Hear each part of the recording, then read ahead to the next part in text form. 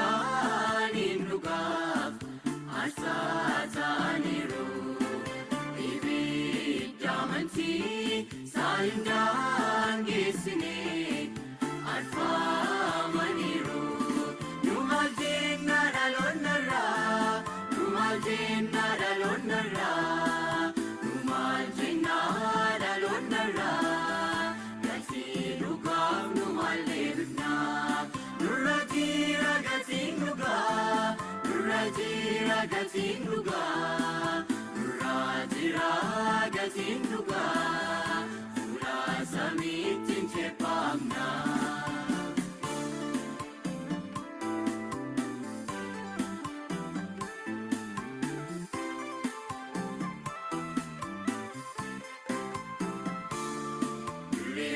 Shannana gubbaas daawwiif keeffamu turanii kabajan qabanii biyyoomdaa keessatti bamuun namni hunduun balaaleffataa jaallatamanii dhugaa kanaa dhiigaan isaan tapheessanii Kiristoosiif jecha mana ofii dhiisanii du'aa ka'uu caaluu isaanis abdachaa gammachuudhaan garaa boqonnaa dhaqanii.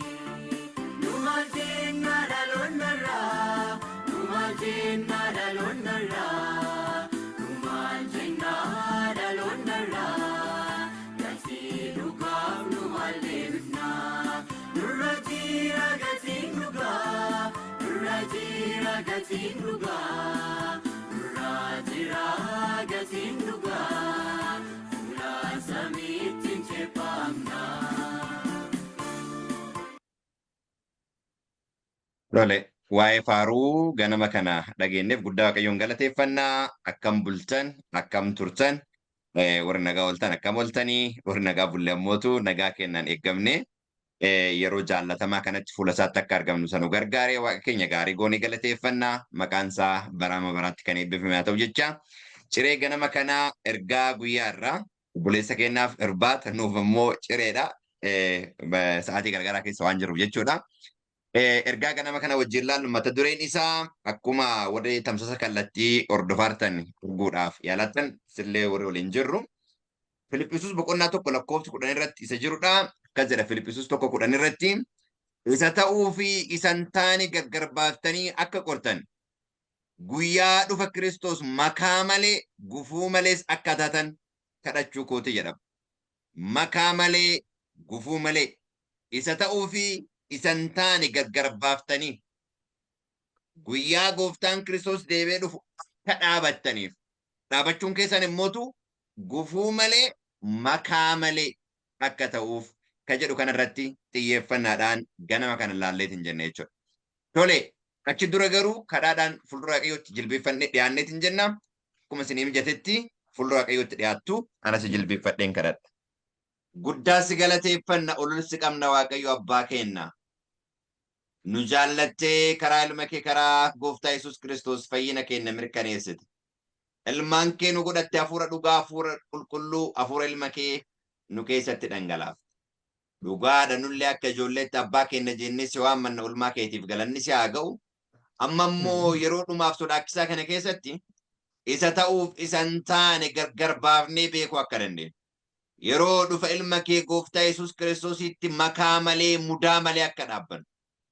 Maqaa gooftaa Yesuus Kiristoosiitiin hafuurri keenya hafuura kee wajjin walii galee warra dhugaa sobaan soba jedhan ofii jiraatanii namoota biraatiif illee warra dubbatan akka taanuuf ati waaqarraa nu gargaara. Ammallee sammuu keenya dhugaa keetiif dhugaa keellee sammuu keenya afatiban qajeelfama kee keessa deddeebinaa nu gargaare. Maqaa tokko jalna keessatti biyya lafaa jaalatteen si kadhannaa abbaa. Ameen. Ganama kana ergaa kallattii lamaan yookaan kallattii sadi wal faana qabatu laalleetiin jenne jechuudha. Isa gaarii ta'ee fi isa hamaa ta'e gargar baafnee beeku. Isa kana mee macaafa qulqulluu keessa dhaqnee ergaa kana dubbisaati. Suutaan badhinaan macaafni qulqulluun maal akka jedhaa wajjiniin ilaalaa adeemneetiin jenna. Tole, akkuma mata duree irra sila dubbisuudhaaf yaaletti isa ta'uu fi isan taane gargar baaftanii akka qortan guyyaa dhufa Kiristoos makaa malee gufuu malee akka taatan kadhachuu kooti jedha. tuqaalee ijoon as keessatti ilaallu isa ta'uu fi isa hin taane gargar baaftanii akka qortan. Amma kanurraa eeggamu nuti akka ijoollee waaqayyootti waan hundumaa gargar baafnee qorudha. Waan ija dunuuffannee morminu hin qabnu, waan ija dunuuffinee fudhannu hin qabnu. Waan hundumaa macaafa qulqulluu wajjin wal bira qabnee ilaallaa jechuudha. Inni lammaffaa makaa malee, inni biraa immoo gufuu malee. Kun hundinuu waa gargar baasuun, makaa malee ta'uun, gufuu malee ta'uun maalidhaaf? Guyyaa dhufa gooftaa Yesuus Kiristoosiif qophaa'uudhaaf. Guyyichi dhufa jechuudha. Guyyaa dhufa gooftaa Yesuus Kiristoos kanatti qophaa'uudhaaf, dhaabachuudhaaf, tokkoffaa isa gaarii fi isaa gargar baafnee kiliir illee beekuu qabna jechuudha. Giddu galeessa wanti jedhu hin jiru. Xiqqoo garasii wanti jedhu hin jiru. Kiliir ta'uu qaba wanti hundinuu. Inni lammaffaa makaa malee qulqulluu katee adda ba'ee qophaa'uu danda'u qaba jechuudha. Inni biraa immoo gufuu keessaa oduun qabaatin jechuudha. Filiphisius boqonnaa 1:11 irratti ija karaa Yesuus Kiristoos qajeelummaa irraa argamu. Ija karaa Yesuus Kiristoos qajeelummaa argamu. Sababni isaa macaan qulqulluun maal jedha? Damee anatti qabatee jiru kan ijaan godhanne maal godha jedha? Nan mura jedha. Akka hin muramneef jechuudha. Akka hin muramneef. Ija karaa Yesuus Kiristoos qajeelummaa irraa argamu. Argamuun guutamtanii ulfina waaqayyootiif galata isaatiif akka taataniif jedha. Kanaaf ija godhachuun keenya galata waaqayyootiif ija godhachuu kan dandeenyu garuu karaa gooftaa Yesuus Kiristoos qofaadha jechuudha. Waan kana booddeen itti deebi'a. Mee hamaaf gaarii gargar baaftanii kan jedhu kun maal fa'a irratti xiyyeeffata? Ergaa Yohaannis sadaffaa boqonnaa 1:2 irratti yaa michuu koo akkuma karaa lubbuu sitti tole karaa hundumaa akkasitti tolu akka ati fayyaa taatu nan kadhadha jedha. Okey, amma fayyaa jechuun fayyaa foonii qofa osoo hin taane fayyaa hafuuraallee of keessaa qabata jechuudha. Fayyaa sammuullee of keessaa qabata jechuudha. Amma namni tokko fayyaadha kan jedhamu qaamaan qofa fayyaa waan ta'eef miti. Qaamaan qofa fayyaa waan ta'eef miti. Tarii wanti inni yaadullee qajeelaa waan ta'e qofaa miti. Hafuurri isaa fayyaa ta'uu qaba. Hafuurri isaa fayyaa ta'uu jechuun maal jechuudha? Maddi inni mana qulqullummaati jenneera. Namni tokko mana qulqullummaa yoo ta'e buufata mana qulqullummaa ta'uu isaatiif adda ba'uun isaa adda ba'ee mirkanaa'uu danda'u beekamuu qaba jechuudha. Eenyummaan isaa hafuura kamiin irraa akka fudhatu. Kanaaf eenyummaan keenna gargar ba'ee beekamuu danda'u qaba. Kana gaafa jennu hafuurri keenna meeqa lammaffaa tokkoffaa Tasaloniqee boqonnaa 5:23 irra kan jiru kana mee haa dubbifnu hundi keenya wajjin. Akkas jedha. Waaqayyo inni nagaa namaaf kennu jedha. Waaqayyo inni nagaa namaaf kennu, Waaqayyo inni nagaa namaaf kennu guutummaatti ofii isaatii isin haa qulqulleessu. Kana jechuun makaa malee isin haa jechuudha karaa biraatiin. Ofii isin haa qulqulleessu adda ba'u jechuudha. Yeroo dhufa gooftaa keenya Yesuus Kiristoositti hafuura keessan, lubbuu keessan, foon keessan fayyaatti mudaa akka hin godhannetti haa eeguu jedha. Amma namoonni tokko waa'ee namaa yeroo dubbannu yeroo baay'ee namni maal irraa uumame biyyoo irraa nama tolchee waan inni hafuura jireenyaa itti baafate. Yeroo kana hafuurri nama keessatti uumame, hafuurri namaa jechuudha. Nama keessatti uumame. Kana Zakkaariyaas boqonnaa meeqarraa arganna? Boqonnaa 12:1 irraa arganna. Hafuurri namaa nama keessatti uumame. Hafuura ka jenne isa kanadha. Inni biraa immoo foon kenna. Inni biraa immoo lubbuu inni jedhamu kun maal kenna jechuudha? Sammuu kenna, decision making party kenna jechuudha. Lubbuu inni jedhu. Waan biraati miti. Amma mana qulqullummaati isin mana qulqullummaati yoo jedhamne manni qulqullummaa kutaa qulqulluu ka jedhamu meeqa qaba? Kutaa 2 qaba. Kutaa qulqulluu fi kutaa qulqullootaati. Iddoon taa'aa jira. Iddoo taa'aatti baay'ee qulqulluu ka jedhamu mana qulqullummaa karaa addaatiin obboleessi keenya torban kana siireesiin dhiyeessaara. Waaqayyo karaa addaatiin isa eebbisu asumaan viidiyoo sanni illee akka laaltan warroota dhagaartaniif isin affeeraati. Namni tajaajilli mana qulqullummaa iddoo 3 qaba. Kutaa qulqulluu ka jedhamu garuu iddoo 2. Amma tajaajilli iddoo 3 waan qabuuf yeroo baay'ee manni qulqullummaa kutaa 3 qaba jedhaa dubbatu namoonni yeroo baay'ee. Manni qulqullummaa kutaa 3 qaba hin taane manni qulqullummaa kutaa 2 qaba qulqulluu ka jedhamu. Kutaa qulqulluu fi kutaa qulqullootaati. Garuu tajaajilli mana qulqullummaa eessallee ofi qabata bakka illee ofi qabata jechuudha. Amma nuti fayyaa guutuu ka jedhamnu iddoon tajaajilaa 3 kunniin qulqullaa'uu danda'u qabu. Okay. Maal kenna? Foon kenna iddoo taa'aati. Lubbuu kenna jechuun maal jechuudha? Mind decision making partiin kenna. Kutaa qulqulluudha. Kutaa tokkoffaa isa jedhamu jechuudha. Hafuurri kenna immoo kutaa qulqullootaa isa jedhamudha. Sababni isaa isin mana qulqullummaati gaafa jedhu buufata hafuura qulqulluu kataaneetiin jennu nuti hafuura kennaan waan ta'eef jechuudha. Jecha macaafa qulqulluu tokkotu jira. Hafuurri foon irratti foon hafuura irratti maal ta'a? Hin lolaa jedha. Hafuurri foon irratti foon hafuura irratti hin lola jechuun eessa qabachuudhaaf lolu? Eessa qabachuudhaaf lolu? Sammuu keenya decision making paartii keenya qabachuudhaaf lolu. Yoo foon mo'ate foon jiraataa yoo ta'e sammuun keenya akka foonitti yaada. Waan foon barbaadu yaada. Yoo hafuurri mo'ate garuu sammuun keenya akkitti yaadu akka hafuuraatitti yaada. Wanti hojiirra oolchinu akka qajeelfama hafuura irraa dhufeetti jechuudha. Kanaaf foon hafuura irratti hafuurri foon irratti lola jechuun sammuu keenya to'achuudhaaf jechuudha. Amma namoonni baay'een ejjennaa adda addaa wanti dafanii ofirra fudhataniif keessaanuma samoona kana ajjeechaan duutiin baay'ataa jira. Maaliif isinif fakkaata? Konshiseena keessatti hafuuratu mo'ama jechuudha. Hafuurri mo'amee foon mo'aa jechuudha. Foon mo'aa jechuun maal jechuudha? Luntaa qaba, namni maannaan jedhee qaba, dhiibbaa jala jira jedhaa, gaafii dhiyeessa foon. Sammuun kutaalee qaama garaagaraa ajajuudhaaf ejjennaa akkanii fudhatu gochuudhaaf sammuu ajaja dabarsa jechuudha. Sammuun ajaja inni dabarsu maal irratti hundaa'eeti? Gaafii foon dhiyeesse irratti hundaa'ee ajaja dabarsa. Odoo foon du'ee jiraate hoo hafuura irratti hundaa'ee ajaja dabarsa sammuun. Qaamonni hojii qasaan raawwatan ajaja hafuura irraa fudhatanii. Hafuurri ammoo hafuura inni wajjin kan walii gale. Hafuura waaqaa wajjin walii galee yaada kiristoosiin keessa jiraatu namni sun geggeeffama jechuudha. Kanaaf namni hafuurri foon irratti foon hafuura irratti morma. Eessa to'achuudhaaf? Conscious decision making paartii kutaa qulqullummaa isa jedhamu sammuu yookaan lubbuu isa jedhameetiin jedhe to'achuudhaaf jechuudha. Lubbuu hafuurri tokko miti. Namoonni baay'een lubbuu hafuurri tokkochuma jedhan. No. Lubbuu wanti jedhamu namichuma sani. Namichuma sani fakkeenyaaf namni gaafa mormi isaa cite bakka decision making kutaa murteessaa gaafa inni hojii dhaabe namni sun maal ta'eera jedhama. Du'eera jedhama. Immediately hafuurri foonitti maal ta'ee jechuudha? Gargar baa jechuudha. Kan hubachuun baay'ee gaarii. Kanaaf amma waan gaarii ta'ee fi hamaa gargar baasaa ilaalaa gaafa jedhu hafuuraan tokko lubbuu yookaan sammuu kennaan lama foon kennaafillee waan ta'u kan inni hundumaa walitti qabata jechuudha. Kunni hundinuu fayyaa ta'uu qabu waan ta'eef jechuudha. Hafuurri keenya fayyaa ta'uu qaba. Gaafa hafuurri keenya fayyaa ta'e sammuun keenya fayyaa ta'a. Gaafa sammuun keenya fayyaa ta'eetiin jedhe qaama kennaafillee fayyaan inni eeggamu qajeelfama hafuura irraa dhufeen hundaa'eeti jechuudha. Cheeniin kun baay'ee barbaachisaadha. Yeroo baay'ee waan kanarratti namoonni fakkeenya waldaa keenya keessatti illee yeroo dubbannu lubbuu wanti jedhamu hin jiru jedhama yeroo baay'ee. Lubbuu wanti jedhamu hin jiru utuu hin taane lubbuu jechuun maal jechuudha jenna malee lubbuu wanti jedhamu hin jiru miti.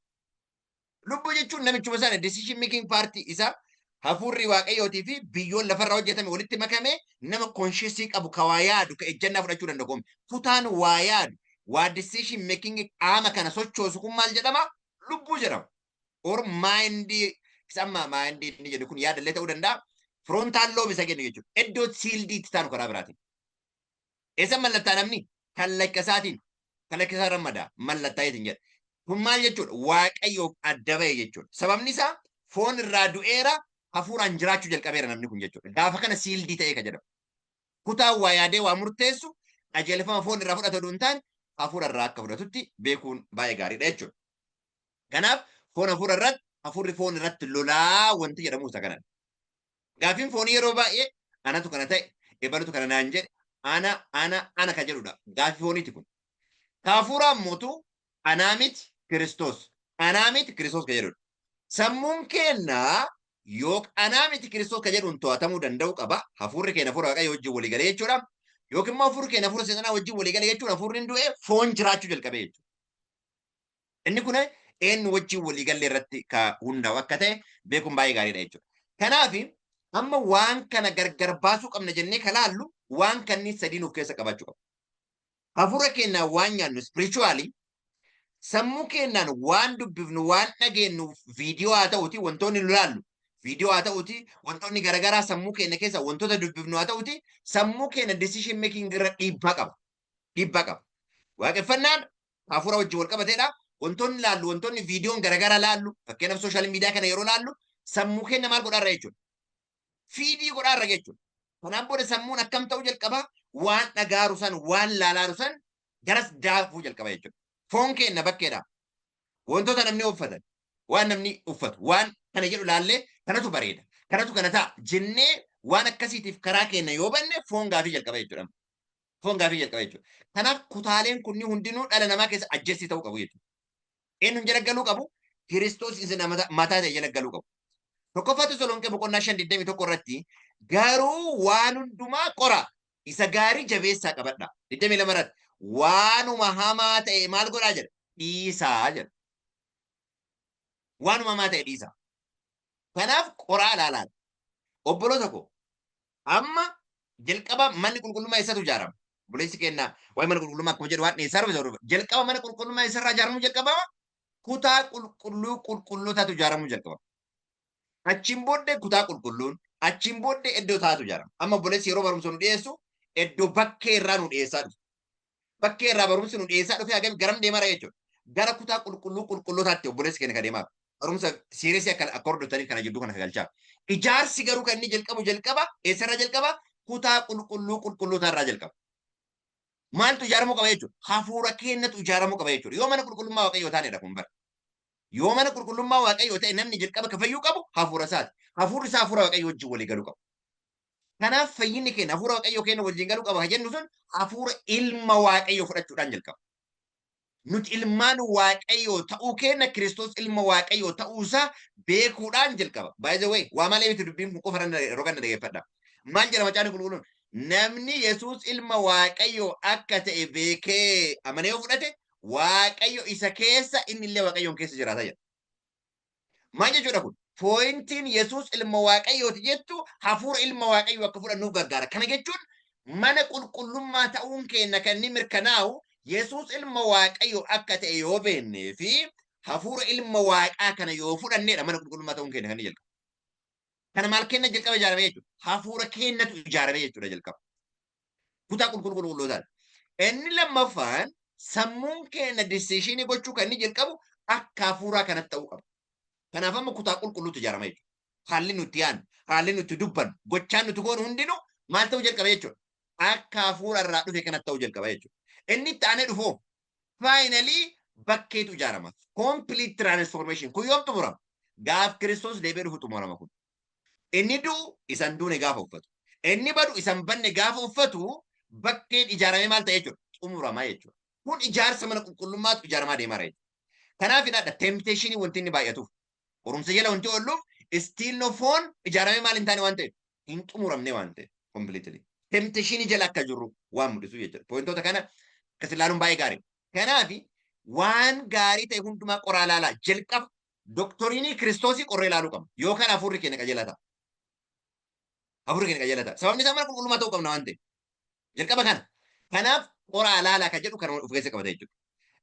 Ergaa Yohaannis tokkoffaa boqonnaa 4 lakkoofsa 1 irratti michoota koo warra hafuuraan dubbanna jedhani hunda hin amanina.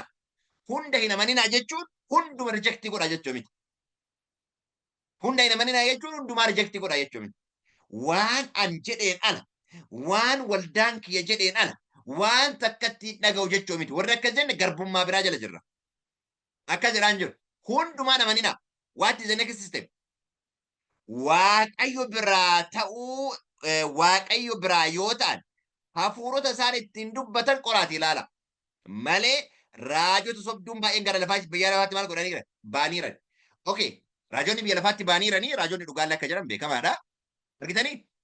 Kanaaf garuu maal godha? Qoraatii ilaalaadha kan jedhamu. Hafuurota qoraa ilaalaa jedhama. Hafuura qoraa ilaalaa jechuun maal jechuudha? Atillee hafuura ilaalta jechuudha. Karaa biraatiin dubbii asii dubbadhe jireenya hafuuras gaafa jedhe barnoota qoraa ilaalaa jechuudha karaa biraatiin. Kiristoos dubbii dhugaa bifa kana yoo dubbate isa seexanni dubbatellee maal godha jechuudha? Qorree ilaalla jechuudha. Akkamitti? Hafuurri keenya hafuura isaa wajjin walii galeeti. Gaafa hafuurri keenya hafuura isaa wajjin walii gale akkuma jenne decision making sammuun keenya akkitti yaadu dhugaa dubbii irratti illee haa ta'uti completely jijjiirama jechuudha. Completely jijjiirama jechuudha. Okay. Inni biraa hojii ergamoota boqonnaa 17 irratti barnoota sanbataa irratti illee ganamallee ilaalleerra. Yihuudoonni warri kun warra Tasalonqee caalaa yaada gaarii turan. Warra yaada gaarii turan. Warra yaada gaarii jechuun wantuma arge warra jibbu wantuma arge warra fudhatu jechuu miti. Dubbicha fudhachuudhaaf qophaa'anii jedha. Dubbicha fudhachuudhaaf qophaa'anii waan dubbatame kun dhugaa ta'uu isaa baruudhaaf guyyaa guyyaatti macaafota qulqulluu hin qoru turan jedha. Namni tokko waan barbaade yoo jedhe dubbicha rejecti gochuu hin taane yoo dhugaa qaba jettee dhugaa kana macaafa qulqulluu wajjin wal bira qabnee ilaaluu qabna. Akka ijoollee waaqayyootti akkas ta'uu qabna. Kanurraa eegamu jechuudha. Opshiniin nu qabnu tokkochi kana qofadha. Hafuurota qoraa ilaalaa kan jedhaaru hafuurri sun hafuurooyitu waan dubbataa jiru hin taane dooktoriin karaa biraati. Waan namoonni biraan nutti dubbatan maal godha? Qoraa ilaalaa jechuudha karaa biraati. Kanaaf Phaawulosima macaafa qulqulluu keessatti dubbataa tureyyuu sabni Beeriyaa taa'anii qoranii eenyu akka inni ta'e ilaalaa turanii jechuudha. Kanaaf nullee kana gochuutu nurra jira. Kana gochuutu nurra jira. Akkana oduun goone cadhibnee riijektii goona oduun taane cadhibnee fudhanna oduun taane waan hundumaa qorree ilaaluun baay'ee gaariidha jechuudha. Hafuurota inni gubbaarra jedhamanii Yohannis 1:4 nu kan waaqayyooti. Namni waaqayyoon beeku nu dhaggeeffata. Inni kan waaqayyoo hin ta'in immoo nu dhaggeeffatu. Kanaan hafuura dhugaa hafuura sobaatti gargar baafnee hubanna. Amma barnoonni amma jedhaa kun barnoota lama qofa jira. Barnoota Kiristoosii fi barnoota seexanaati. Hafuura seexanaatii fi hafuura Kiristoosii qofa jira. Kanaaf hafuurri kennaa yookaan hafuura waaqayyoo wajjin walii galuu qaba yookaan hafuura seexanaa wajjin walii galuu qaba. Jiddu galeessa wanti jedhu hin jiru. Hafuura waaqayyoo wajjin walii galuudhaaf dubbii dhugaa macaafa qulqulluu isa barraa'ee waan hundumaa ilaaluutu nurra jira jechuudha. Hafuurri jiraachisaa foonumaan dhimma hin baasu dubbiin asii dubbadhe kun hafuura jireenyas jedha. Kanaaf dubbiin Kiristoos hafuura dhugaa yeroo ta'u dubbiin seexanaa hoo hafuura seexanaa ta'a jechuudha. Sammuun keenya kanaan kan inni to'atameetiin jira. Kanaan kan to'atameetiin jira. Akkuma sila isiniin jechuudhaaf yaale hafuurichi inni isin fudhattan hafuura ilmummaatti guddifamuuti malee hafuura sodaa isa jalatti isin deebisu miti. Hafuura kanaan abbaa keenya jennee waaqayyoo waamanna. Hafuurri waaqayyoo hafuura keenya wajjin walii galee ijoollee waaqayyoo keenya dhugaa ba'a. Kanaaf manni qulqullummaa jalqaba ijaaramuu danda'uudha qaba. Kutaan qulqulluu ta'e jechuudha. Macaafa qulqulluu irratti Maatewos 16:6 irratti Yesuus ilaalladhaa jedhu. Of eeggadhaa jechuudha. Waan makaa ta'e waan dogongora of keessa qabu ilaalladhaa. Raacitii warra Fariisotaatii fi Saduuqotaa irraa of eeggadhaa. Kun ammoo maal qofa? Amantii.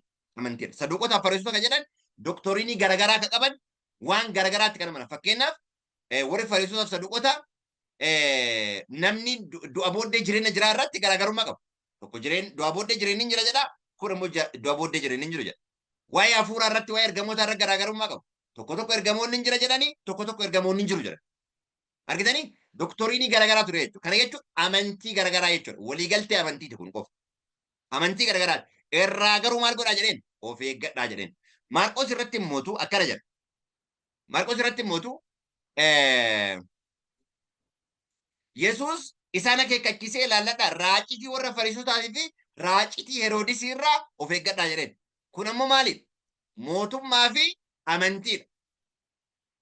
Amma ka amantii irraallee ka mootummaa biyya lafaa irraallee raacitii isaanii irraa of eeggadhaa. Raacitii jechuun kun maal jechuudha?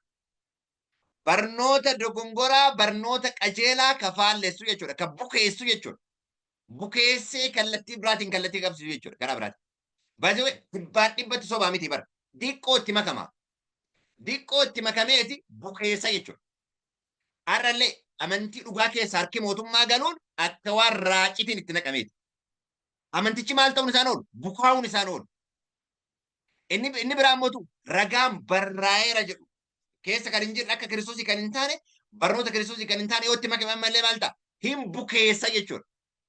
Kanaaf Kiristoosiin duukaa deemuudhaaf barnoota dooktoriinii Kiristoosii ala ka ta'e barnoota sobaa ka biraa akka ragaa barreeffamaa qabne akkasumas immoo mootummaa irraallee amantii mootummaa illee maal ta'uu qabu waliin makamuu qabu yoo waliin makame maal ta'a hin bukeessa. Maaliif Kiristoos kana jedhanii gaafataniin ergasii isaan waa'ee raacitii buddeenaa utuu hin ta'in barsiisa Fariisotaa fi Saduuqotaa akka ta'e of eeggatan jechuusaa akka ta'e hubatanii jira. Kanaaf dubbichi dubbii maali eegu? Dubbii dooktoriiniiti, dubbii barnootaati, dubbii sirnaati jechuudha. Kanaaf hamaaf gaarii gargar baasaatii hubadha. Sababni isaa fuuldura waaqayyoo dhaabachuuf jirra waan ta'eef. Fuuldura isaa dhaabachuudhaaf immoo makaa malee ta'uu qaba. Kanaaf raacitiin kallattii gara mootummaatiin illee dhufu kanaafidha. Bara kana keessatti ispeeshaalii bara dhumaa kana keessatti bifa organaayizeeshinii ittiin socho'uun illee baay'ee kan qabu. Hundinuu dhuunfaadhaan dammaqiinsaan gara waaqaatti dhiyaachuu qabu. Sababni isaa macaafni qulqulluun akka bara Nohii ta'e akka bara Looxii ta'e yeroo dhufaatii ilma namaa akkasuma ta'a jedha. Organaayizeeshiniidha dhaabbata dhuduun ta'e akka maatiititti jechuudha dubbiin. Akka maatiitti jechuudha. Kanaaf akka maatiitti jabaadhaadha. Yeroo dhufaatii Kiristoosii Amma namoonni organizationii hin barbaachisu miti organizationii. Walitti dhufanii namoonni bakka tokkotti yoo jechuun danda'u. Garuu sababni organizationii kaayyoon guddaan isaa maali? Wangeela waliin hojjechuu immoo madda galii godhachuuf. Moo madda inni ijoo godhatanii hundinuu dhugaa gadhiisee akka madda galiitti godhachuudhaaf objektiiviin isaa baay'ee murteessaadha jechuudha. Yooma jalqaballee kaayyoo wangeelaatiif dhaabbate amma garuu kaayyoon namoonni kana keessa godhaaranii maalinni? Mee damoosni guyyaa tokko lama irraa qabamu. Chimbooddee arraba jalqaba. Paasterii ta'e yookaan geessu ta'anii. I'm not blaming that. Garuu adda namoonni individuaalii dhugaa keessatti participate gochuu qabu. Akka maatiitti jabaachuu danda'u qabu. Maatiin jabaate fuuldura waaqayyootti jabaatee jedhe. Kanaaf irshoo mootummaa keessaa gaafa jenne fakkeenyaaf bifa organization yoo taate dirqama irshoon si keessa naqamuun isaa nafu. Irshoon naqamuun nafu. Argitanii itti aanee kan jiru doktoriinii garaagaraatiin tokkummaa amantoota jedhamee gaafa amantii walii ijaaramuu jalqabu doktoriinii garaagaraa qabu. Baay'ee fariisonni fi saduuqonni doktoriinii garaagaraa qabu. Garuu Kiristoos ajjeesuu irra walii galan. Kiristoos ajjeesuu irra walii galan. Mootummaaniif warroonni geggeessitoonni amantii waliin galan. Garuu Kiristoos ajjeesuu irra walii galan. Kanaaf irshoo irraa of eeggachuun baay'ee barbaachisaadha. Hiilii hirkatee wangeelli nuti qabannee addunyaa bahuu qabaanneeti jennu jechuudha. Kanaaf ergaa Yohaannis tokko isa lammataa boqonnaa tokko 8 irratti of eeggadhaa jedha. Of eeggadhaa. Mindaa guutuu akka argattaniif. Kanaa achi inni itti dadhabda hundinuu isin duraa badan. Hafuura keessaniif of eeggadhaa. Sammuu keessaniif lubbuu keessaniif of eeggadhaa. Foon keessaniifillee of eeggadhaa. Foon keenyaaf gaafa jennu waan nyaannu waan dhunnuuf of eeggannaa guddaa gochuu qabna. Wanti nyaannu wanti dhunnu wanti uffannu of eeggannaa godhachuu qabna jechuudha. Waan dhunnu irratti tasa waa argine nyaachuu hin qabnu waan argine uffannu waan argine dhunnu of eeggannaa foon keenyaati. Inni biraa tuqaan baay'ee murteessaan waan argine sooshaal miidiyaa irratti illee waan argine dubbisuu hin qabnu. Waanuma argine fuunee yeroo kennuuf hin qabnu. Viidiyoo argine cadhinne ilaaluu hin qabnu. Sababni isaa sammuu keenya irra dhiibbaa qaba waan ta'eef. Dhiibbaa qaba waan ta'eef. Akkasumas barnoota amantiilee jennee waan argine cadhinne dhageeffannee duukaa guugachuu hin qabnu. Waan dhageeffan isa barraa'een adda baafnee ilaaluu qabaanneetiin jenne jechuudha. Kanaaf namni barsiisa Kiristoosiitti qabamuu dhiisee namni barsiisa Kiristoosiitti qabamuu dhiisee kanarra darbee barsiisu Waaqayyoon of biraan qabu. Namni barsiichatti qabamee jiraatu immoo abbaa ilma subbiraa qabu.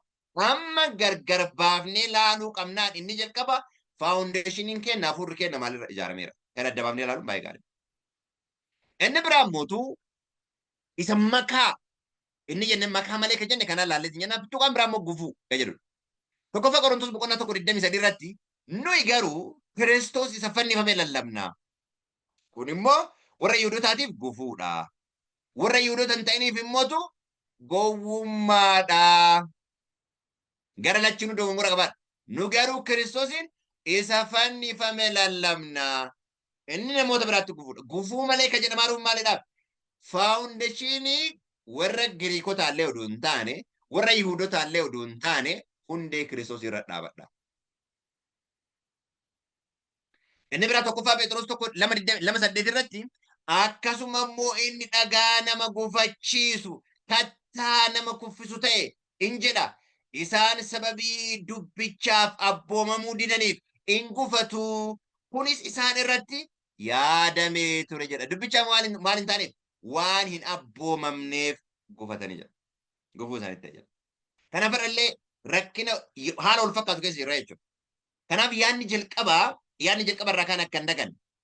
Yaadni jalqaba mata duree kennaa kan ture Filiphisius irraa gaafa jalqabneetiin jennu Filiphisius 1:11 qabee isin dubbisa amma immoo isa ta'uu fi isa hin taane gargar baaftanii akka qoratan. Guyyaa dhufa Kiristoos makaa malee. Sababni isaa Kiristoos gaafa dhufu ulfina isaa kan abbaa isaa kan qulqulloota ergamootaatiin deebi'e dhufu. Deebi'e dhufeetiin jedha jechuudha. Makaa malee gufuu malees akka taatan kadhachuu kooti. Ija karaa Kiristoos Yesuus qajeelummaa irraa argamuun guutamtanii ulfina Waaqayyootiif galata akka taatanii. Arrabni hundinuu yookaan immoo jilbi hundinuu ulfina Waaqayyo abbaatiif Yesuus Kiristoos gooftaa akka ta'e maal godhu jedha. Haala labu jedha. Kanaaf ija gaafa godhannu ijji nu godhannu Kiristoosiin irraa kan dhufe ta'uu qabu. Ijji kun ija hojii hafuuraa jedhama. Isa kanatti ulfina kan argatu eenyunni abbaadha. Sababni isaa wangeela Yohaannis boqonnaa 15 irratti jirmi wayinii inni dhugaan anaa abbaan kiyya kadhaabee eegu isinoo maal kiyya jedha. Damee kiyya jedha. Gasiqala kobs 7 maal jedha. Ija baay'ee godhachuu keessaniin abbaan keessan inni waaqarraa ulfina akka argatu jedha. Ulfina akka argatu jedha. Argitanii ija godhachuu keenyatti eenyutu ulfina argata jechuudha. Waaqayyo abbaatu ulfina argata jechuudha. Sababni isaa kan dhaabe isin wajjin kan nu dhaabe jedha Phaawulos yeroo dubbatu. Kan nu dibe jedha Waaqayyoodha jedha. Eenyu nirra nu dhaabe? Ilma isaarra nu dhaabe. Kaleessa waan tokko ilaalaa turre.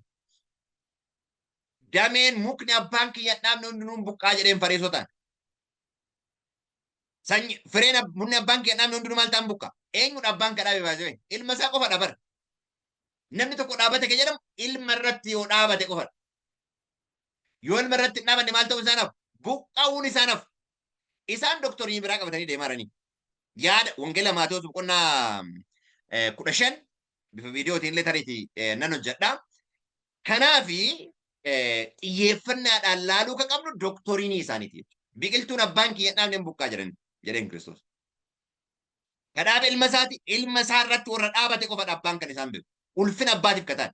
Hidda biraa warra dhaaban, hundee biraa warra dhaaban Kiristoos isaan hin beeku. Abbaan illee isaan hin beeku.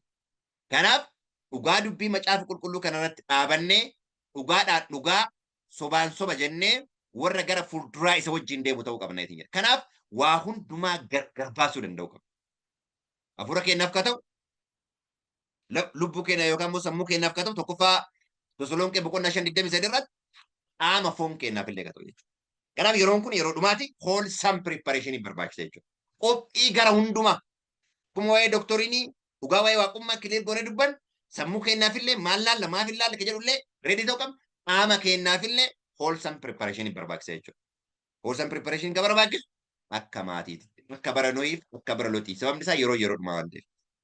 Dhugaa kanarra dhaabannee dhugaadhaan dhugaa sobaan soba jechuu akka dandeenyu Waaqayyo kan nageenya nuuf haa eebbisu. Kadhata godhannee goolabna. Hin kadhannu.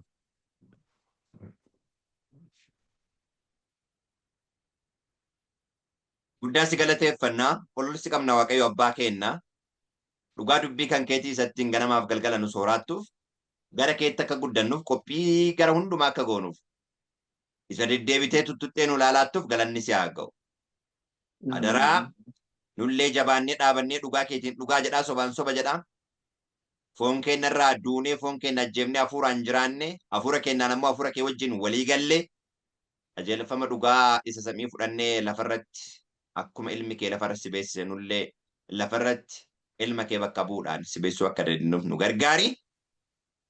Fedha kee raawwadhu wanti hunduu akka tola keetti raawwatu. Isa nu goota hundumaaf ulfina fudhadhu maqaa gooftaa Kiristoos kadhanna abbaa. Ameen. Ameen.